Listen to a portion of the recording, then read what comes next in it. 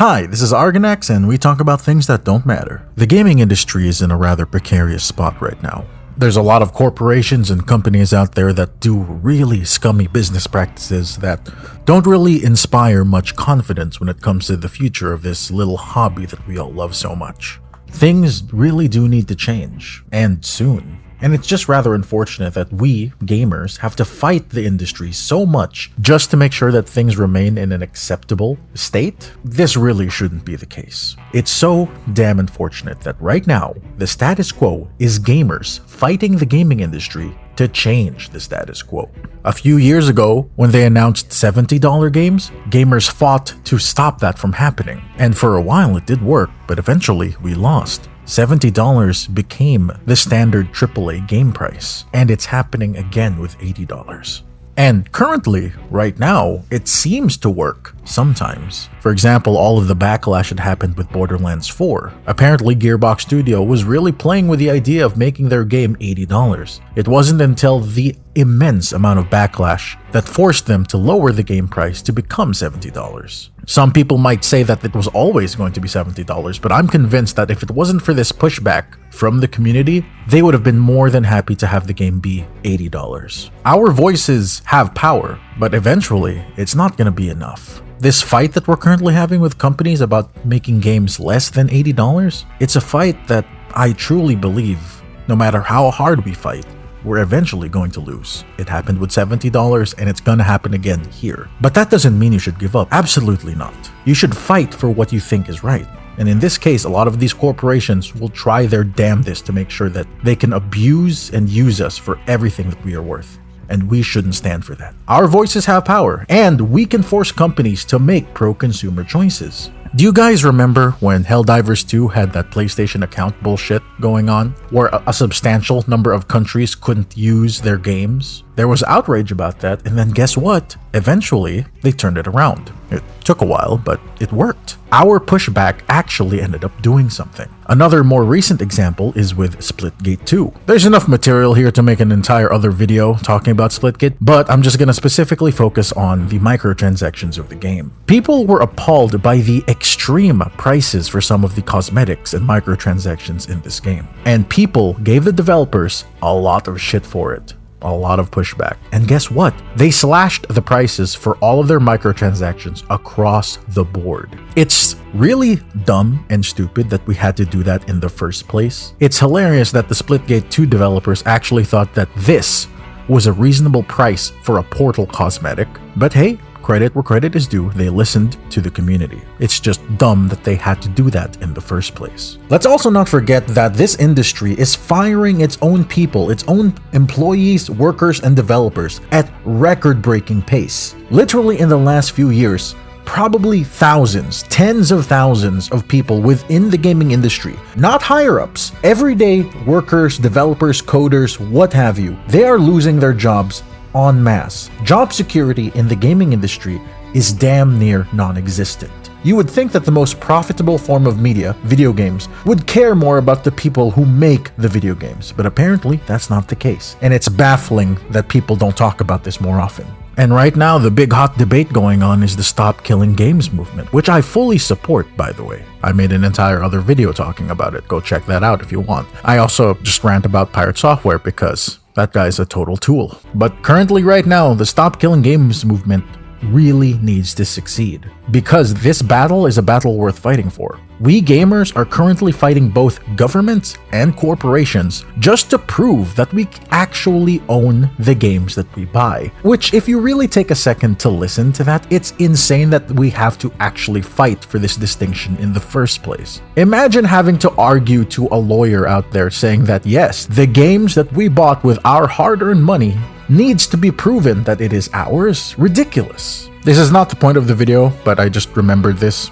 from my Pirate Software video, and I just want to slip it in here real quick. A lot of people were shocked to find that Pirate Software was involved with so much drama. So the best way that I can describe it is as such. Some people have called him kind of like an intelligent Mr. Rogers of the internet before he was exposed. I think calling him Mr. Rogers is a bit too generous. I think a more apt comparison would be like finding out that Neil deGrasse Tyson was an absolute asshole. Yeah, I think that's a more fitting comparison. Although comparing Pirate Software to Neil deGrasse Tyson is a huge disservice to Neil deGrasse Tyson. Anyway, back on topic. Gamers are always fighting something. A company, a corporation, the government, and sometimes other gamers who are against gamers for some fucking reason. We are always fighting something. And I'm all for it as long as what we're fighting for is worth it. And in this case, when it comes to game ownership, game prices, business practices, terms of service abuse, absolutely. And there is one more battle that I think a lot of people aren't aware of that I really think should have more recognition. It's a silent battle. Not a lot of people see it, or at the very least, not a lot of people hear about it. But it is a fight that we absolutely need to put into the forefront.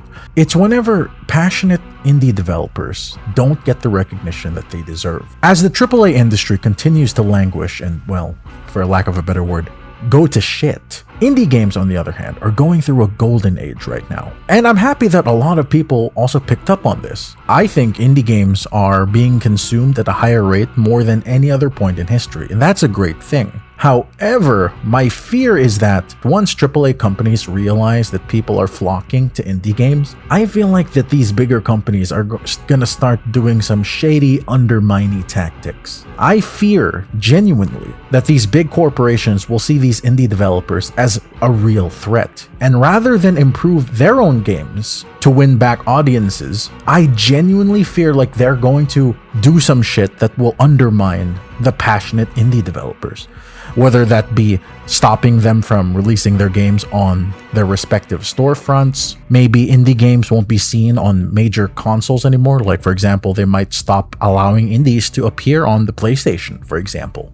I don't know. I just worry for the future of gaming, because if the AAA industry really does collapse, and I know how petty and stupid that these executive suits are, rather than improve their products, they're just gonna try to ruin the rest. And that's what I'm afraid of. So if that battle does come, I hope that we are there to fight it, because my God, these corporations are making us fight every day just for the most bare minimum of things. And it's rather ridiculous that we have to do that. I truly believe that if corporations had their way, all indie games would be completely buried, and we would be in an ocean of live service slop that all would be discontinued in a few months, just like Concord or something. Now, before I end this video, I just want to bring up something related to my channel. My channel is known for Valve-related content. By all intents and purposes, I am a Valve fanboy. The only reason that I play their games so much and I'm so dedicated to this company is because when I was younger, I enjoyed their games.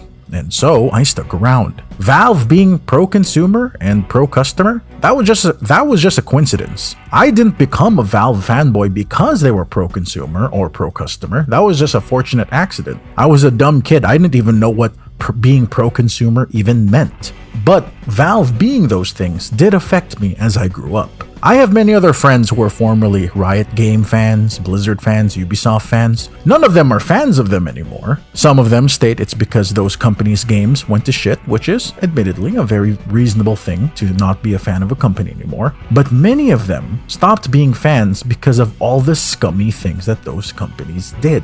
I only really became a Valve fan because I played their games slightly more than usual when I was younger. If my family PC growing up had less Valve games and had more, I don't know, Call of Duty games, Blizzard games, and other whatever big games were back then, if I enjoyed them more and Valve games less, my YouTube channel and content would be very different. But I just got lucky that the company that I coincidentally chose to stan, I guess, is that a word? Is that a phrase? Is that a thing? Standing? Yeah. I'm lucky that the company that I decided to stan was pro-consumer and pro-customer, and for all intents and purposes, hasn't done anything overly shitty yet. It's not off the table, and if Valve did something shitty, I would call them out for it. But as it stands right now, they are one of the few companies out there that still kinda give a shit about its customer base. Listen, gaming as an industry is very young.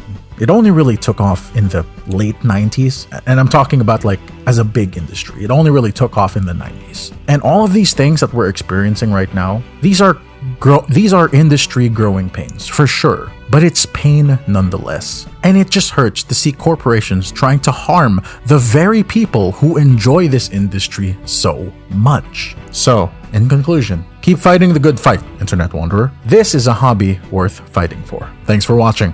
do the YouTube things.